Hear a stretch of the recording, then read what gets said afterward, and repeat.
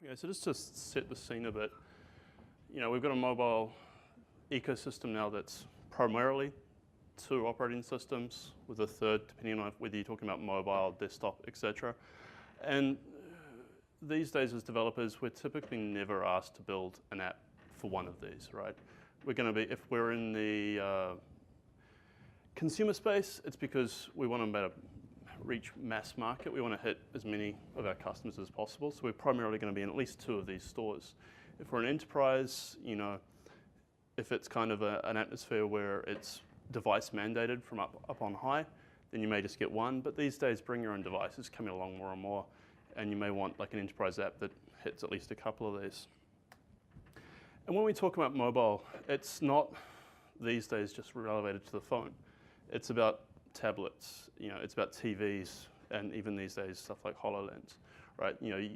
All these SDKs, like Android, iOS, and Windows, they all work across more of these form factors. So it's not even these days about mobile, it's just usually about apps and how can we get the best investment from our code. And across more and more of these platforms and form factors. So what we're going to talk about, a bit of an intro to Xamarin, make sure we're all kind of on the same page about what Xamarin is. Not a deep dive, just because that's a whole talk by itself. A bit of foundational stuff around how we can share code across platforms and the different ways, benefits, and disadvantages of each approach. How we can do cross-platform model view model approach to even get better code reuse, and then potentially some more advanced patterns if we've got some time. So my name's Nigel Sampson. I'm an engineer at Pushpay. We're a payments company in Auckland, New Zealand, and Seattle as well. I'm the project lead on Calibre Micro, which is a cross-platform Mvvm framework, but I'm going to try and keep this talk sort of framework agnostic for the most part. And I'm also an MVP on Windows Platform Dev. That's my GitHub and my Twitter, so if anyone wants to reach out later on, go for it. So let's talk about Xamarin. Xamarin, at its bare kind of metal, is a tool so you can build native iOS and Android apps using all of their APIs in C# with native performance. So what that means, and this is really important, is you're not building write once, run everywhere. You're building a native iOS app or a native Android app using C#. So you get stuff like this. Up the top there is the Objective-C to set the background of a button when it's selected, right? You can tell it's Objective-C, there's lots of square brackets. Below is the same thing using Xamarin, doing the same thing in C#. Looks pretty similar, which is quite cool. What I think is really awesome about this is that you don't have to, when you're looking at trying to solve a problem, you run into an issue, I don't know how to do in-app purchases or receive push notifications. You don't have to do that. How do I do push notifications on iOS in Xamarin? Because chances are that's going to get you like 2 search results. If you can just say, how do I do push notifications on iOS? You can get thousands of push results. And if you've got enough sort of mental nous to convert that to that, then you're away. And when it's Android, and this is Java, it's almost identical, which is fantastic. But it's C#, and C# is awesome.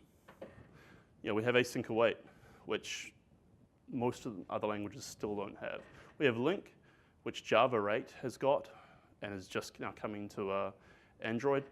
And we had it like 6-7 years ago now. NuGet's pretty cool, Visual Studio, and ReSharper. I can't live without ReSharper. So C#, awesome. So we've now got sort of an idea about Xamarin. We're using C# to build apps across multiple platforms. This is our traditional approach. We have 3 or more silos. We're saying we're going to build an iOS UI, an Android UI, a Windows UI, and then 3 separate platforms. This means when we have to solve a problem, we have to solve it 3 times in 3 different languages. If we have a bug, we may have to solve it 3 times. Or we may only have a bug in 1, miscode, etc. But with Xamarin, it's now C#.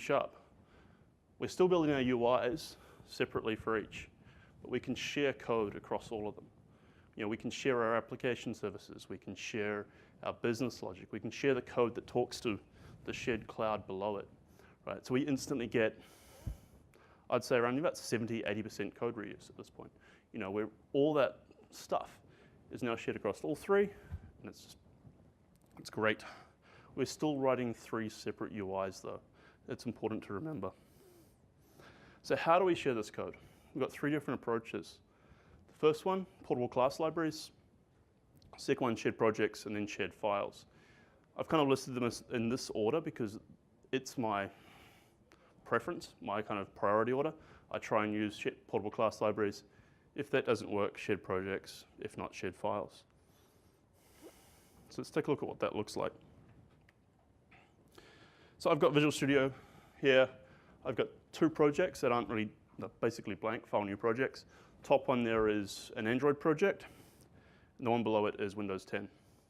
Right, so right now they're not doing anything. They're completely separate. I've got no shared code between them, but they are all C#. You can see here, this is Android, so we're dealing with activities. And Windows, we've got our XAML pages. So if I just say new project and search for portable, quickly find a portable class library in C#. We'll just call this one port. Okay, so the first thing that comes up is it pops up a dialog which is which frameworks do I want to target for this portable class library? Well, obviously I want Windows 10 and I want Android. Now, what this means is it's going to give me a library where I can only write code that is common to both Windows 10 and Xamarin Android. I literally cannot write code that's not possible for both. I usually also pick Windows 4.6 or one of the .NET frameworks because it means I can test really easily using the built-in MS test. And you notice at the bottom there it's going to say, well, if you pick those ones, I can also give you Xamarin iOS, Windows 8.1, Windows 4.51 for free because they also share that common subset. So if we click OK. Oh.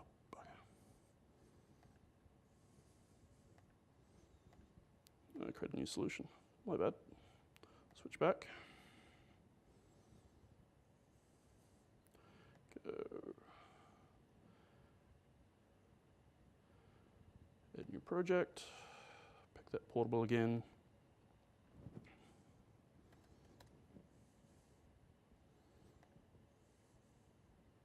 Okay, so now I have a portable class library. It's basically like it produces a DLL just like you'd expect from any other class library.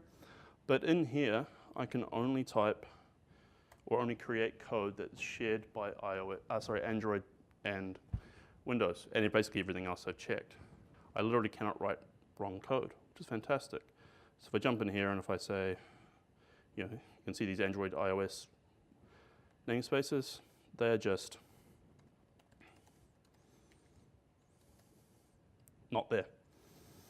So this is great. This means that this code is automatically platform and specific. It means I can run it everywhere I've checked it, and I can't accidentally introduce dependencies on those platforms that shouldn't be there. This is my favorite approach because of this, right? It helps you basically by letting you not do the wrong thing. You can obviously always later on come in here, jump down to properties, and change your targets. Change exactly what you want to target if you need to. After that, what are the problems with this? Well, you can't write platform-specific code in here, and that could be a problem. If you're writing code, you've got, say, a service in here that needs to depend on the GPS position, then you can't call out and get the GPS position from the phone or the mobile device because you can't call that code. But what you can do is create an interface in your shared code that then is implemented by something in your portable library, or sorry, your platform code that implements that interface, and you can inject it in and have basically good dependency management at that point using an IOC container. I like this because it means that you're still ensuring that your platform code is still platform specific and it's testable, which I think is great too. So not too many downsides for me personally. Others kind of see that having to create dependencies and interfaces as a bit of kind of ceremony and don't really like that. And if you're creating a lot of code that's platform it's depending a lot on platform stuff, and you're creating lots and lots of interfaces, then you might not want to go with this approach. So the next one is shared projects. So go new project, pick shared. So shared is different. It came out Visual Studio 2013, I think it was. And what's really weird about it is that it doesn't have an output, right? If you build this project, the shared project won't build anything, which is kind of weird until you realize what it's kind of doing. So if I add a new class to here, let's create one. And what you can then do is add references to it as you normally would in your other projects. But except it's under shared projects, not projects, just to kind of fool you a bit. So I'm now referencing this shared project from the Android and the Windows one. What this means is when I hit build or build my solution, the best way I think about it is, at least, is this class file, everything that's in that shared project is going to be copied and pasted into each of the projects that reference it and compiled. Right? It's literally a copy-paste operation almost. So why is that interesting? It means I can do something like using Android.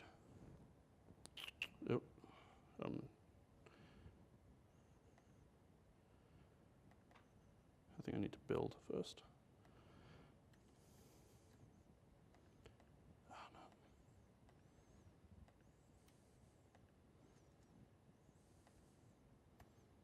There we go. I can actually reference Android code or Windows code in my shared project. If I build this right now, it's going to blow up. It should blow up. The reason is that this file has been copied and pasted into the Windows code and the Android code. And the Android.app namespace doesn't exist in Windows. So what do? I can do if, it looks like I don't have compiler directive set up for Android, so if not Windows, UWP, do some stuff. That works. We can now build across multiple platforms. So if I have to work with platform code, I can just if-diff around it, and I'm away. This is kind of good if you've just got a little bit of code that's working with platforms, and you can just if-diff bits and pieces. But if you're doing long, complicated things, this can get really messy, especially if you're dealing over multiple platforms and maybe multiple different device idioms. So imagine if you had code that was specific to iOS, Android, Windows, maybe some stuff that was working on TVs versus HoloLens. You maybe have 7 or 8 different platform definitions. You can kind of end up in like an if-diff hell, which isn't particularly pleasant. But sometimes this is the best approach. It's a bit of a religious kind of war between shared projects and portable class libraries. Personally, I prefer portable class libraries, but some people prefer shared libraries. For me, it's mostly about PCLs enforcing the rules. And you can always go back to the tried and trusted approach of add existing file and just share files between projects that Visual Studio supported since time immemorial. One thing that has been good since, I think, 2015 is if you are using shared projects or shared files, there's this third drop down up here which shows you basically which projects this file's in, and you can switch context between them. So you can see here that this is now grayed out because obviously I'm in the UWP project, and if I switch it back, then it's kind of re-enabled. So that's how we share code across multiple different platforms. But I think we're leaving, when we do this, we have our shared UI, we have our separate UI, and then our shared application services. We're kind of leaving money on the table here. There's stuff in the UI that is shared across multiple platforms, right? Our behavior and our state of our view is the same on each one. It's just ultimately the view itself that's different. So this is where Mvvm comes in. Now it's about 7 or 8 years old now. It kind of came out with Microsoft and WPF, but it's older than that. And if you ever read Martin Fowler's enterprise architecture books. It's basically the same as presentation model. So it's quite an old pattern, but it's kind of being revamped a bit. So this is what we talked about. This is where we get our shared stuff, but we really want more than that. Now, if we can pull out the behavior and the state of our view into something else, into a view model that can be shared, it becomes easier to test because it's in a PCL. Hopefully in a PCL or something that's separate. It means we don't need to try and do an automated UI test. We can easily test this stuff. And therefore it becomes easy to maintain, right? We can get automated testing. We don't have regressions on this. And then therefore easy to evolve. So this is kind of what it looks like. We have our view that hasn't changed. We've extracted state and behavior out of that into a view model. Behind this is our sort of ubiquitous model. That's kind of everything else in your application. And we can now unit test that stuff pretty easily. In between here is the kind of what I call the glue. We have user interaction coming from the view into the view model. Things like button clicks, scrolling may push events from the view to the view model. And then this view state shifts between them, typically with some sort of binding framework. So as text boxes change, they push state from the view into the view model. And when the view model may reach up to the model to maybe get things from the cloud, when that comes down, the view model state changes and the view changes to reflect that. So as I said, this kind of came out of WPF and the XAML stuff. And the reason is that the XAML frameworks have a lot of built-in things to support this sort of pattern. You know, with data context and binding and commands, it's really easy to do that middle layer, that glue that sits in here is very easy in XAML frameworks. But you don't need it to do Mvvm, right? You can do this now without it. It can just sometimes be a bit easier. So let's take a look at what this looks like. So I have a solution here. I've been playing a lot with VSTS lately as a potential build solution for Calibre Micro. So I have a quick app. Just demo it here. So it lets me log into VSTS with a user account and a token. I get the projects that are in my build, in my VSTS project. I can see the last 20 builds or so, what their status was when they happened.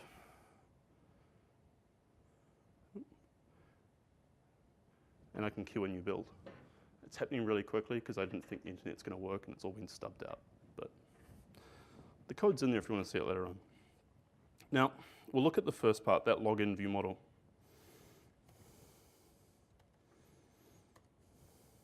So if you've looked at login, like Mvvm before, you've probably seen this quite sort of similar pattern. I have an account and token properties. They're firing property change notifications to tell the view that, hey, I've changed, you should update yourself. But I'm also firing a change notification for a property called can_login, which you can look down here. And that's simply computed as, is the account not empty? Is the password not empty? Yep, you can log in. And then we have our login method down here. Checking credentials, checking authentication service. Is it valid? If so, sweet. If it's valid credentials, store them, and then navigate out to the next page. We can test this really easily.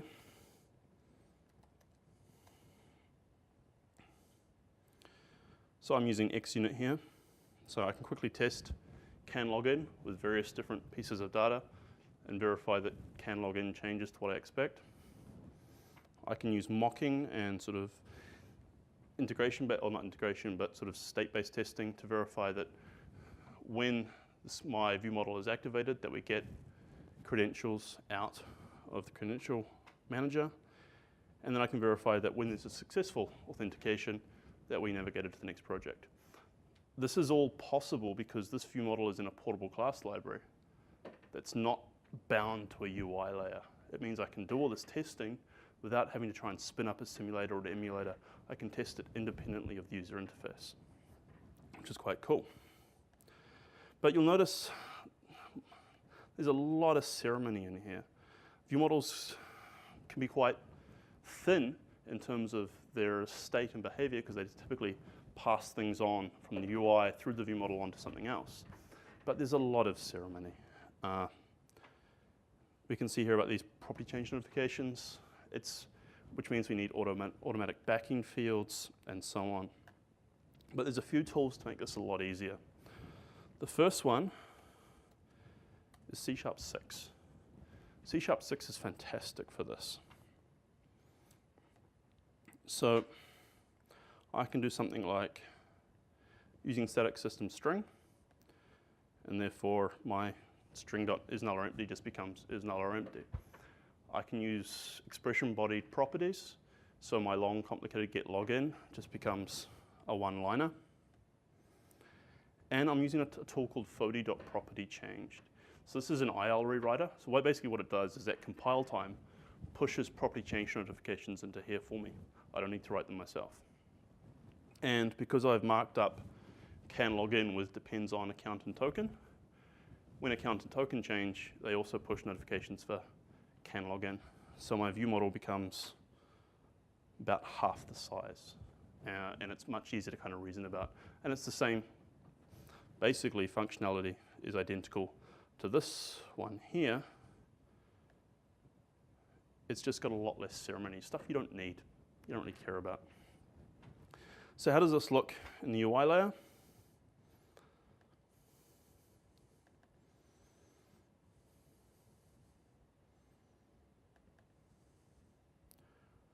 Well, this is the Windows 10 version. We have our UI layer. I'm using Caliburn's kind of sort of magic binding. So what's happening here is I've got a text box named account. Caliburn's going to automatically go, all right, I should two-way bind that to the account on the view model. Same with token. And then it's going to look at my password there, my button, realize that's X named login. So when I click that, it should call the login method on my view model. And it's also going to notice that because we have a property called can login, that when it fires, when that's false, the button should be disabled. So right now everything's all set up. If I delete my account, login is disabled. When I click buttons in here, the account is updated, can login is updated, my button is the thing. So this is all simple binding between the two, and this is why I talk about sort of XAML being better for this in the fact that there's a lot more out of the box. But all the other platforms can still be done pretty easily. So let's go back.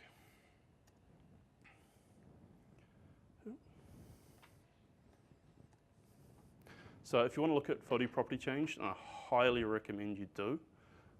That's the URL. I'll have a URL for the talks later on, so you can always come get these URLs later.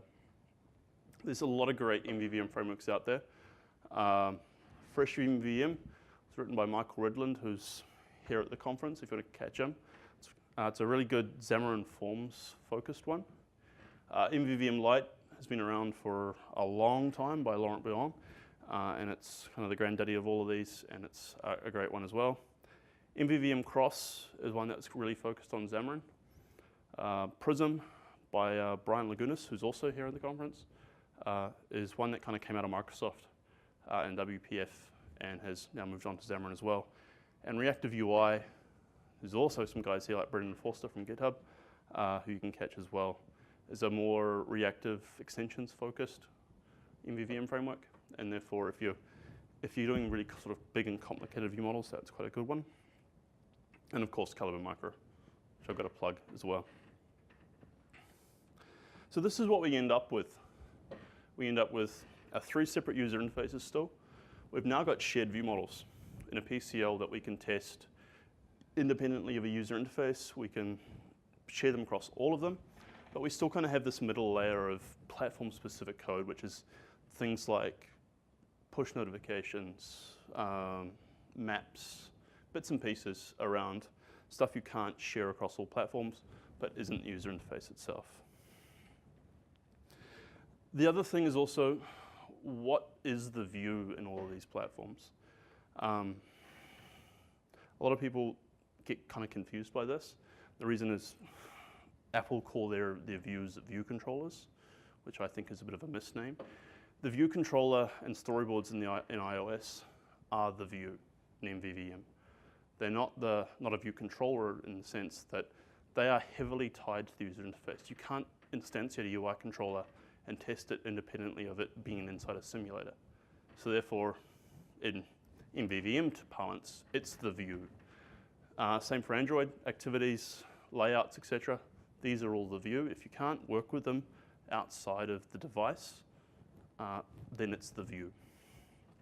And for Windows, it's the XAML and the page class. So what we end up with is a bit of glue. We need some glue between different platforms, between the view and the view model for each of these different platforms. Now this is a great library. It's called Bind. It's really, really simple. You can download, it's about a one C# file you can include in your project, or you can get it from NuGet, which I'll show you in a minute. Now, that glue is what you need to do bindings, to do sort of things. You don't need any. If you don't want that to pull in a framework, then you can do it yourself. Manual kind of binding between the view and view model is perfectly okay. It can be a bit more work, but it depends on the view and it depends on the view model. So when we have platform-specific code or we have dependencies on specific features, for me, the best way we treat them is just another dependency. Right? Our view models depend on things like our application services to go get stuff from the cloud or from a database. These can just do the same thing and depend on platform features via interfaces, which means we keep them testable, mockable. We can do stuff a lot more automated. I mean, a great example is this code, or the code in these demos, was previously talking to the VSTS APIs via HTTP.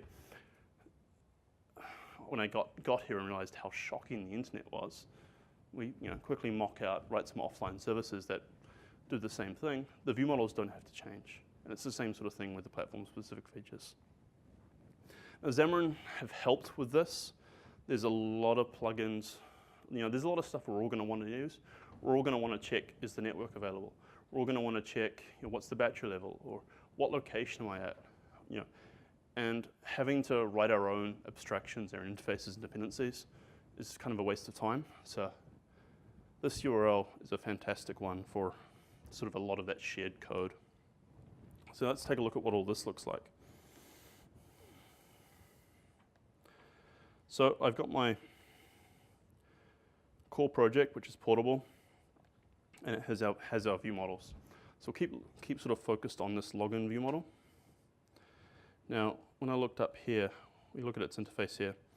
It's depending on the credentials service. So this is me saying I want to store credentials somewhere.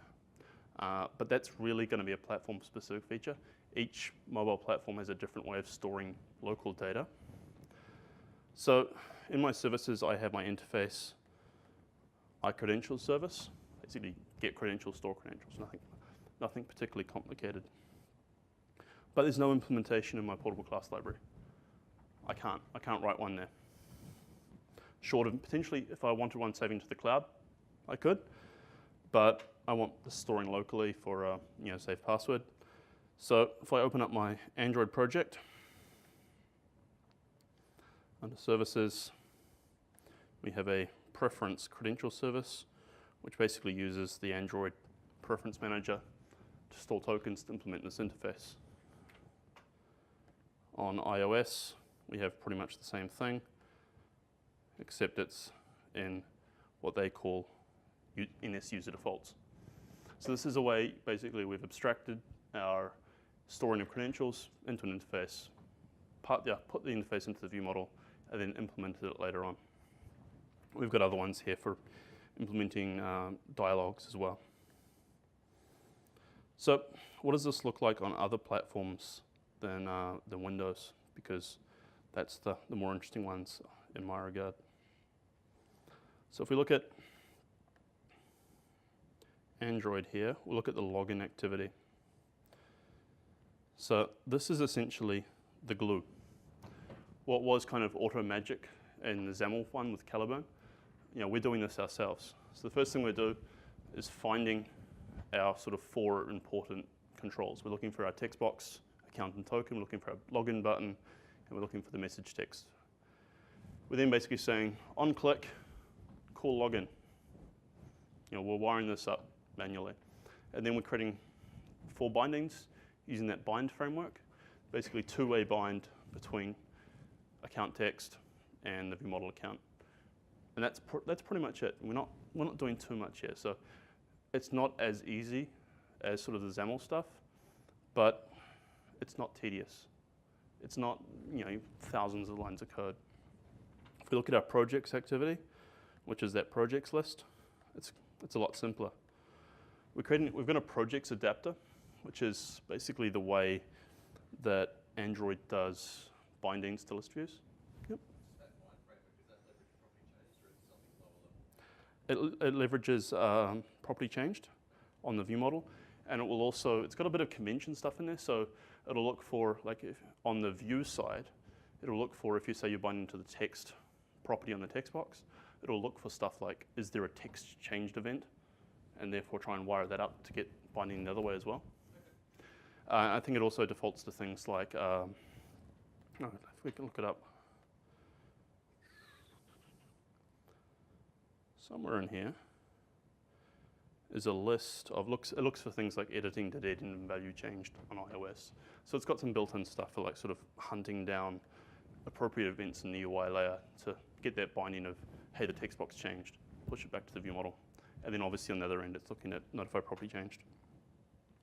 So projects adapter is basically built on top of bound adapter, which is sort of a utility class for me, which works off base adapter, which is the sort of out of the Android box SDK. This doesn't do much beyond saying, I have an observable collection. If that collection changed, tell Android that stuff changed.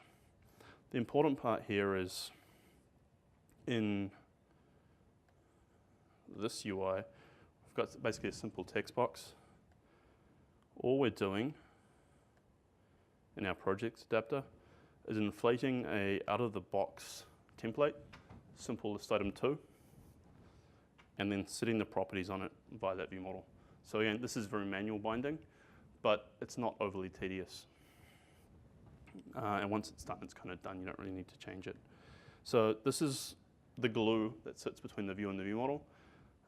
It's not overly complicated, and some Mvvm frameworks have larger binding frameworks built in, or you can use ones that are kind of out of the box, sort of independent, like that bind. You'll notice here I'm also attaching to that list item click and passing that on to viewModel view project. Now, let's jump back.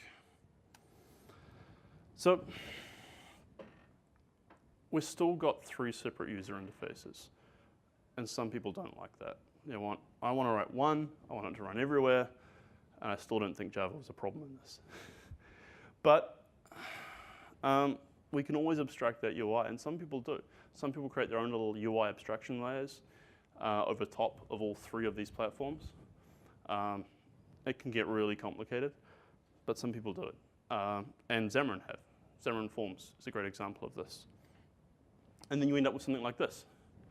You have shared views, you have shared view models, you have shared application services, but you've always still got a little bit of platform code because you have to do something like that to get to things like the GPS and storage and all that.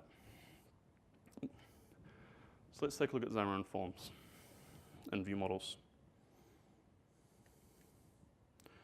So I'm going to keep using the same view models we've already got, but I now have in here 4 new projects. The important one here is Forms Core. Now this is a PCL. This is platform independent, and it depends on Xamarin.Forms, which is also a PCL, thankfully. I can declare my views in here as XAML. The important thing to remember here, this is not the XAML you may have learned already. This is Xamarin.Forms XAML. It's different. And from what I gather talking to some of the Xamarin team, it's intentionally different. It's not supposed to make you think it's the XAML you know from maybe WPF. Things like what you call text box are called entry here. Stack layout, is stack panel. Button is, I guess, always button, because there's no better name for that.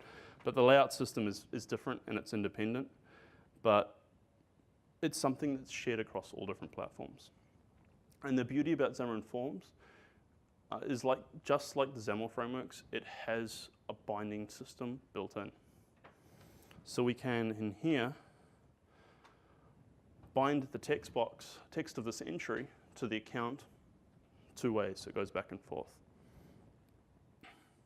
We're binding one way to the feedback, and we're also attaching the login, this is Caliburn obviously, attaching the login method to that button. Now, this means we've got pretty good shared libraries. So if we quickly look at this on the Two Flames, and Xamarin's doing the work here to, when it sees button or entry, render that in an appropriate native control for that platform. Now, what this looks like can be a bit different, but we can fire this up here. We get our same sort of behavior. And in Windows 10, it looks like what they've done is not do as much work on the render as here in Windows 10. So this one tends to look a bit uglier. But, so these two UIs are coming off the same bit of XAML, right? We're sharing them over all these platforms. The iOS one's there if you want to look at it in your own time, but I don't really want to invoke the demo gods and have a Mac here as well. We now got the same XAML in a portable class library. It's referencing a view model that's in a portable class library.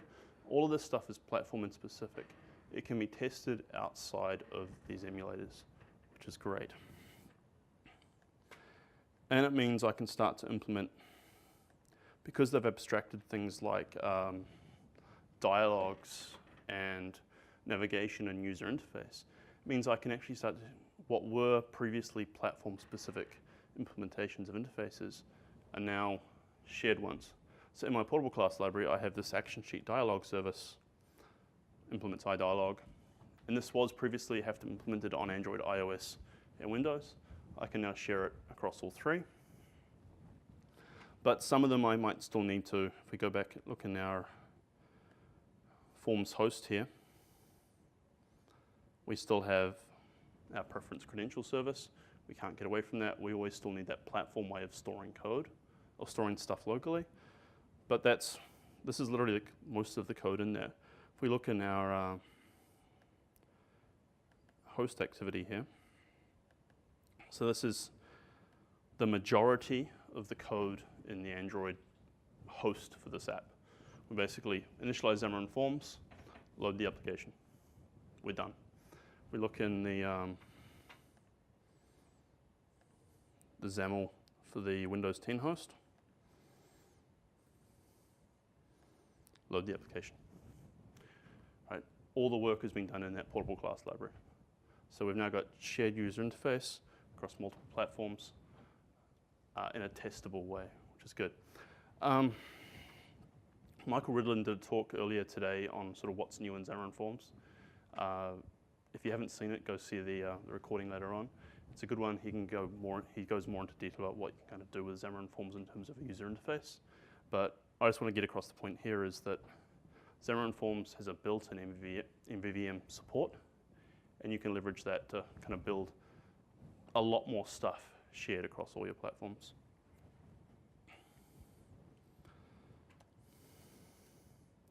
So let's look at some more advanced ideas. Right. Once we've got this idea of what view models can do for us, let's see how far we can take this.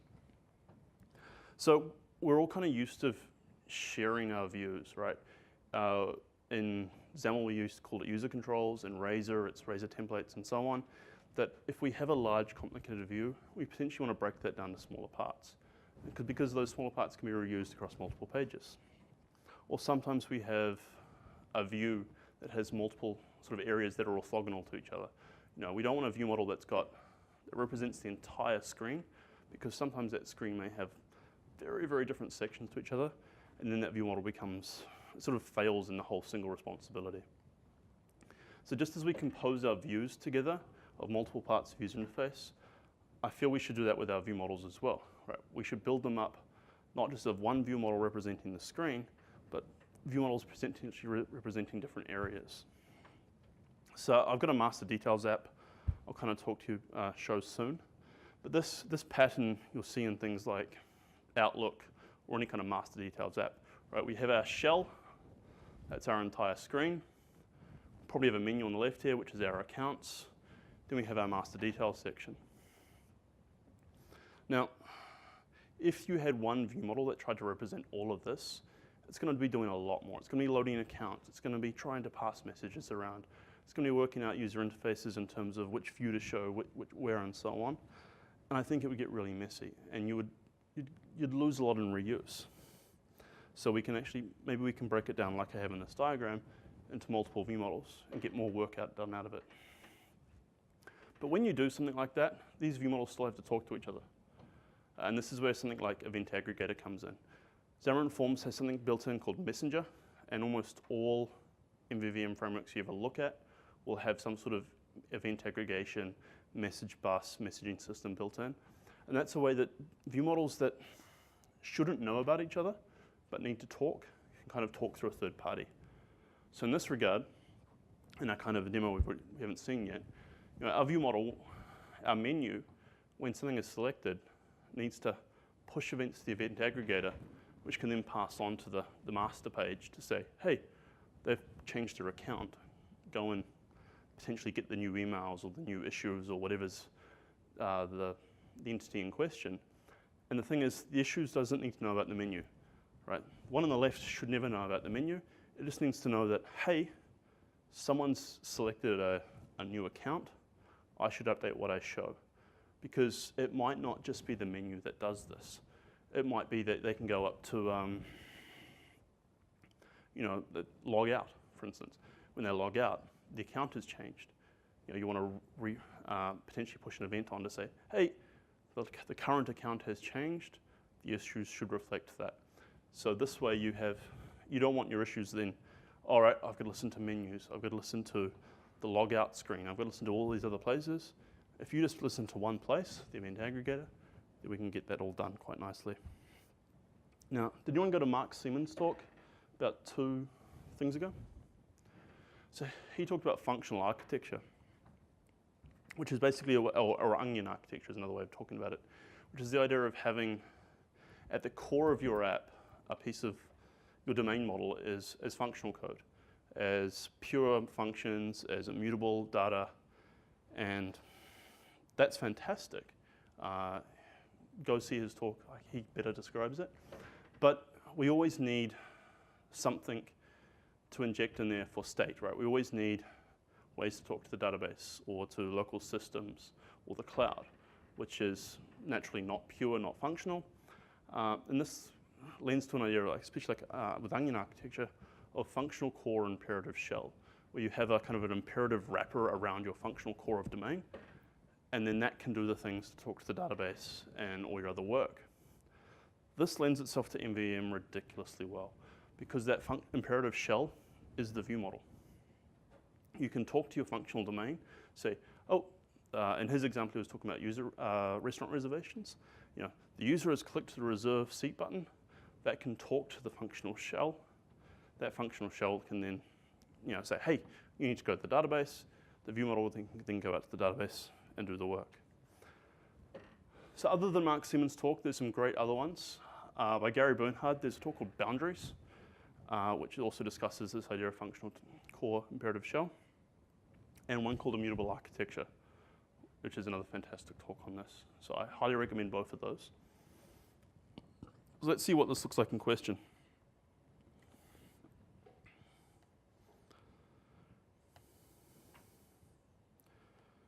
So,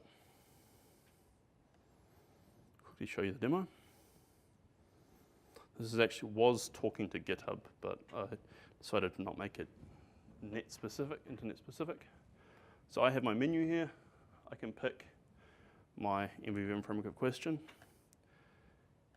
And then I have my list of issues, which I can select and see a bit more about. This follows that, basically the pattern of that diagram I talked about. So let's take a look at what it looks like in code.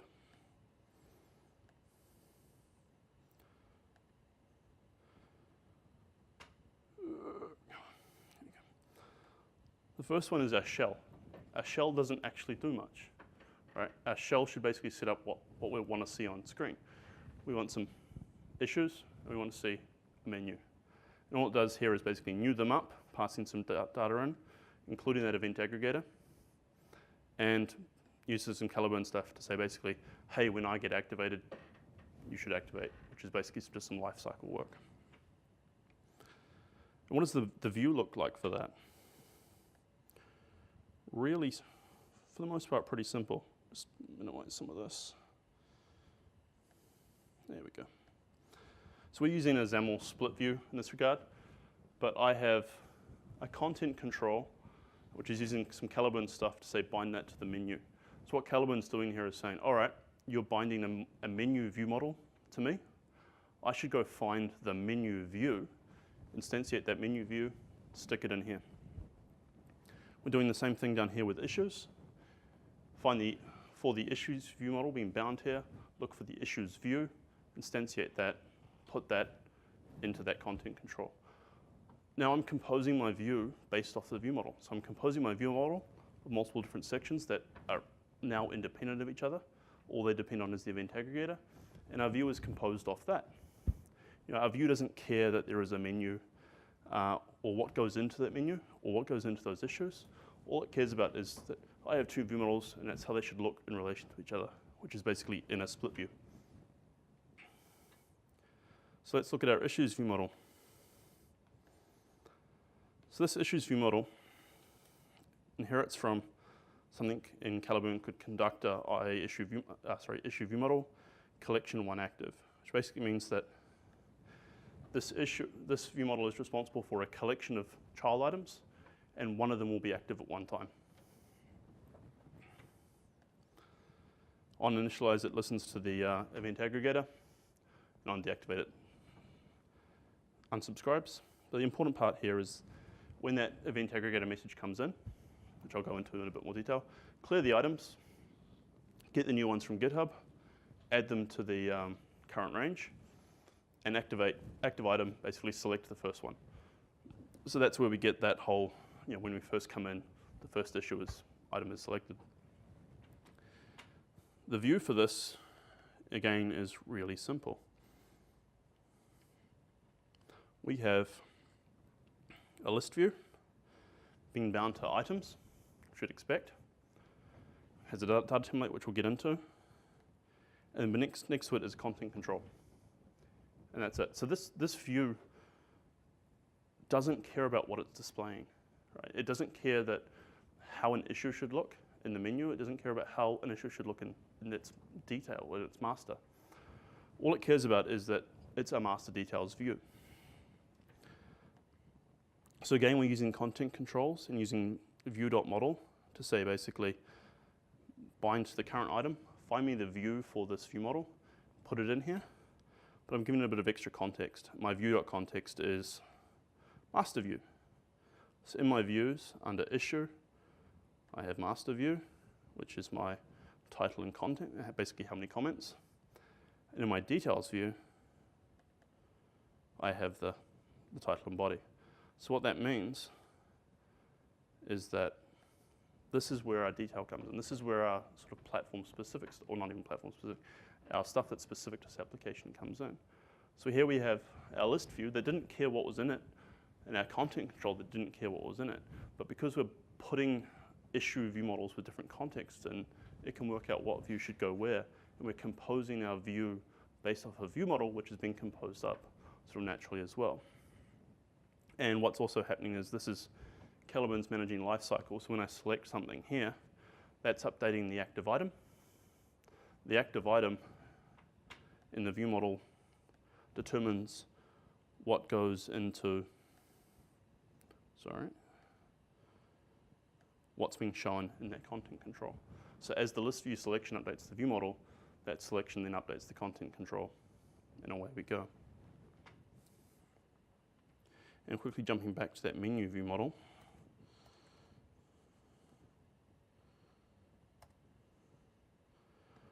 all this is doing is on initialize, it's loading up some stuff from GitHub, adding it to the menu, and then it's publishing on the event aggregator a repository selected message. Basically say, hey, the first repository is selected. So this is sort of our default behavior. But when we actually click something in the menu, we're calling select repository, and that just pushes onto the event aggregator a new repository selected message, which is handled by our issues view model. And we can tell that because it implements I handle repository selected message.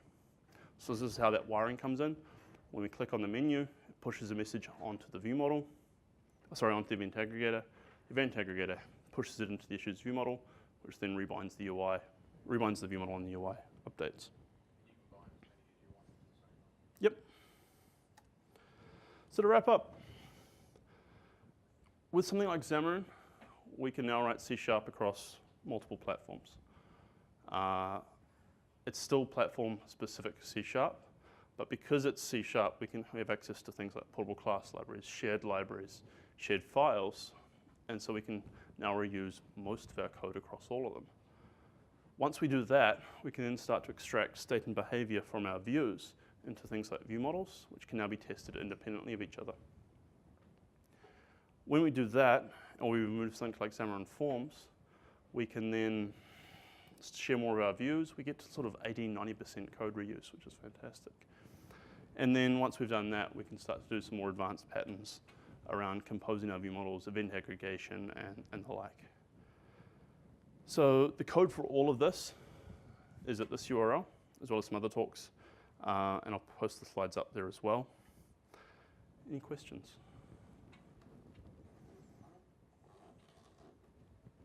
You said Xamarin.Forms has a built-in... So Xamarin.Forms having a built-in Mvvm framework, a basic one of some sort. What would be the advantages of moving to one of those other ones that you mentioned? So the question, I guess you don't need to repeat the question with a mic like that. Xamarin.Forms, so it doesn't really have a built-in Mvvm framework. It more has, like XAML has support for one, in the sense that it has a binding framework in there. It has things like commands. It does a bit more than, say, XAML, because it has things like dependency injection and event aggregation built in, but it doesn't have things like a class that implements a notify property changed or sort of a base view model. You're always going to have to build a bit more on top of that. But it's sort of halfway, I guess. It's getting you almost there to building your own Mvvm framework, but you'd always need to build a bit yourself. There's not quite all there in the box. If you want to, you can. There's nothing stopping you. It just depends that you may already have some existing code bases that use some of those other ones that you can now start to use everywhere. There were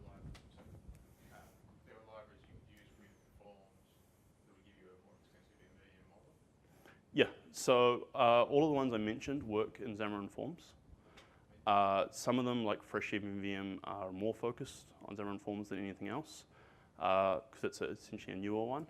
Whereas some of the other ones, like Mvvm Lite, Reactive UI, Caliburn, all kind of came out of the WPF days, and so they moved to Xamarin.Forms and Xamarin as well, which means they've got more extensive support across all the platforms. But if you're just doing sort of Xamarin.Forms, then something like Fresh Mvvm works just as well. Anyone else? Best way to get kicked off training-wise, I don't know if there's Pluralsight courses or stuff, but on Xamarin generally. Yeah, I'd always basically, there's Xamarin University, yep, which is the out-of-the-box training that they provide, and Pluralsight, I'd say, are the best two, besides just sort of playing around by yourself.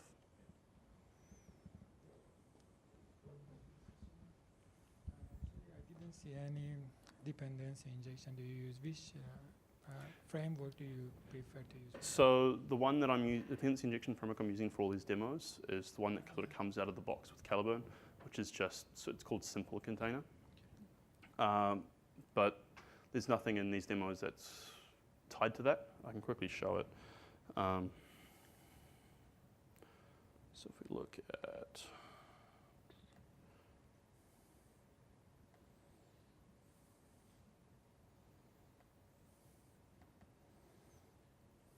so basically here you can see I'm creating a new container. I'm registering my view models and registering the services with their interfaces.